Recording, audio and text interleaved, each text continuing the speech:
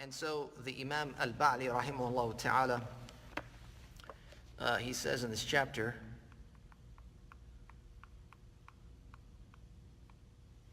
Hajj is a communal obligation every year, which means as a collective community of Muslims around the world, we are obliged as a community to perform the Hajj annually. As individuals, of course, it's an obligation to make Hajj and Umrah at least once in a lifetime. And then there are the voluntary pilgrimages and visits that a person can make over and over again. So basically, Hajj, the meaning of it is to go to Mecca to perform specific acts at specific times. And this is a pillar of Islam. We know that Islam is built upon 5 basic pillars. And of those 5 is the visitation to Allah's house. Umrah, which is the lesser of the 2, is to visit the house in a specific manner. So the description of Hajj and Umrah will be covered in a later section of this chapter. It says both are obligatory once in a lifetime based upon 5 prerequisites. So there are 5 things that are absolutely essential that you must have or you must be in order for Hajj to actually be an obligation upon you. And then there is an additional 6th, which is specific for women. So these 5 conditions, the first is Islam and sanity, to be of sound mind. The next is to have reached the age of puberty, which maxes out at 15 years of age, and to be completely free, meaning you're not a bond servant of any type. So to talk about these first 4 in a little bit of detail, of course, you have to be Muslim to be obliged to make Hajj, and you have to be of sound mind to be obliged to make Hajj. And these 2 conditions also make up the conditions for its validity. So if a non-Muslim were to make Hajj, it wouldn't be valid. And if a person who was not of sound mind, they did not have their mental capacity or their wit about them, if they were made to go through the rituals of Hajj, carried around and etc., it still would not be valid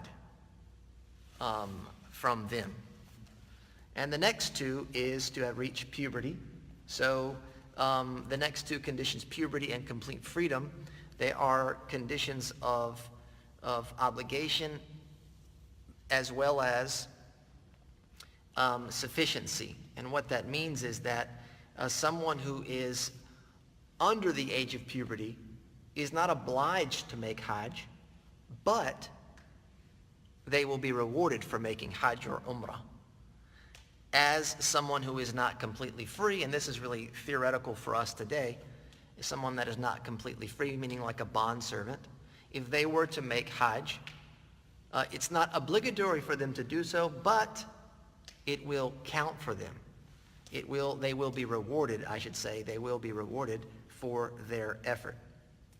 So that basically means it's valid for a minor, a young person under the age of puberty, and also for a bondservant to perform Hajj. The minor's guardian is to make ihram on their behalf. It will not suffice either of them for their obligatory Hajj or Umrah. So if you are taking a young person with you under the age of puberty to make Hajj, and they are not of the age which is known as, they are not mumayyiz or tamyiz, which is like 7 years old or so. They're younger than that, and they don't know what they're doing. You make the intention for them. And then, regardless of the age, if they're under the age of puberty, things that they cannot do in Hajj, perhaps like throwing the stones or completing a tawaf on their own feet, then you can assist them in those actions so long as you take care of your actions and obligations first. So if you have a young child with you who is making Hajj with you and they can't throw the stones, then you throw your stones, and then you throw their stones for them. Or they can't make the tawaf, then you make the tawaf for yourself, and then you can make it with or for them, etc. So that's how you handle the rights of Hajj or Umrah for a younger person. So he says it will not suffice either of them for their obligatory Hajj or Umrah, which means someone that is under the age of puberty or someone that is not completely free, when they do reach puberty or they are freed, even if they made one Hajj before, they still are obliged to make the Hajj of Islam, the pillar of Islam, after they have obtained or fulfilled those prerequisites. So like if you take your son or daughter who is young to make Hajj at say 10 years old, and then they reach the age of puberty at 14 or 15, while they were rewarded for that Hajj, they have to make another one to fulfill the obligation. Clear? And the same thing goes for someone who is not completely free. The fifth prerequisite is capability, to have the ability to actually go. And this includes owning provisions and suitable transport, or possession of what is sufficient to obtain it, so long as it is in addition to what is required of books, dwellings, servants, and both personal and familial expenses necessary for survival. So the fifth condition, which is the condition for obligation, meaning if you do not fulfill this prerequisite or condition, you're not obliged to go. And that is that you have proper transport and you have proper provision, meaning you have the foodstuffs that are necessary for the trip, going and returning. You have transport that can take you going and returning, or you have the finances that will take care of that for you, coupled with everything that is obligatory for you to see to, the additional required spending, like books of knowledge, like your home, whether you are buying or renting, if you have any servants that you require, you or your family members, that you're able to take care of them, and that you also have personal expenses that you will need, as well as to leave your family in a suitable financial situation in your absence. So all of that has to be calculated and taken into consideration before you determine whether Hajj is an obligation. It says, whoever meets these prerequisites is immediately required to go, so long as the way is safe. What that is saying is that if you meet these 5 prerequisites, okay, you're Muslim, you're of sound mind, you've reached the age of puberty, you're a free man or woman, and you have the capability, you possess the means, etc., you're obliged to go that year. You cannot delay and put it off. I'll say I'll go in 10 years, or I'll go when I reach the age of 55, no, it's when you have the means, you're obliged to go, because the principles of this particular school, they deem a command, and Hajj is a command. Allah says, وَأَتِمُّ الْحَجَّ وَالْعُمْرَةَ لِلَّهِ, complete Hajj and Umrah for Allah. That a command is an obligation, and an obligation includes expediency, that it be done immediately.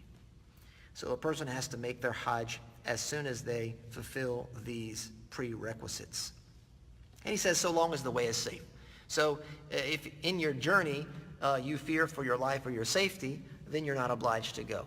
If you have to travel with guards and, security detail, you're not obliged to go, even if it just be a short distance. He says, if they are unable to go due to old age or chronic illness, a free proxy, even if female, must perform both on their behalf if they are obligations. So here you're talking about what to do when you've reached old age or chronic illness, meaning an illness that you're not expected to recover from.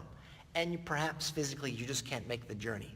So in this case, you are to appoint someone to perform the Hajj on your behalf, even if for a man you appoint a woman to do so. And there's nothing disliked about such an appointment to take a proxy of the opposite gender.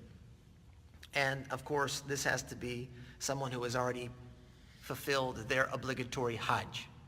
As he says, it's not valid for someone who has not completed Hajj to perform the obligatory vowed or voluntary Hajj on behalf of another. That means that your proxy has to have already completed their obligation. And then they can fulfill your obligation for you. There's an additional 6 prerequisite for females. This is the prerequisite specific to women. And that is that they must find a husband or mahram of legal capacity who can afford both their provisions and transport. So women that wish to perform Hajj, not only do they have the first 5 conditions to be met, but they have an additional 6th, and that is that they travel with a mahram, which is someone that they are impermitted to marry forever, like their father, their son, their uncle, a number of other men, their husband. They have to travel with the mahram. And if the mahram that they choose to go with them is not obliged to make Hajj, the woman has to finance the entire journey. Her own Hajj, because that is her responsibility, regardless whether the husband has made Hajj or not, or the father or the brother. She's responsible for paying for her own Hajj, like she's responsible for paying her own zakat and praying her own prayers, fasting her own fasts, etc. And then she would have to sponsor the mahram if he did not volunteer to take her on his own finances, right? Because that would be her fulfilling the requirement. And so whatever is required to fulfill an obligation is in itself an obligation. And if she cannot do that, she's unable to finance that and sponsor it, then she can appoint a proxy. She can appoint someone to do it on her behalf. It says if they make Hajj without a mahram, it is considered valid, though impermissible. And this is related to women traveling without the mahram present. So to make Hajj without the mahram, it'll count and it will be valid. But because it's impermissible, there is a sin associated with it.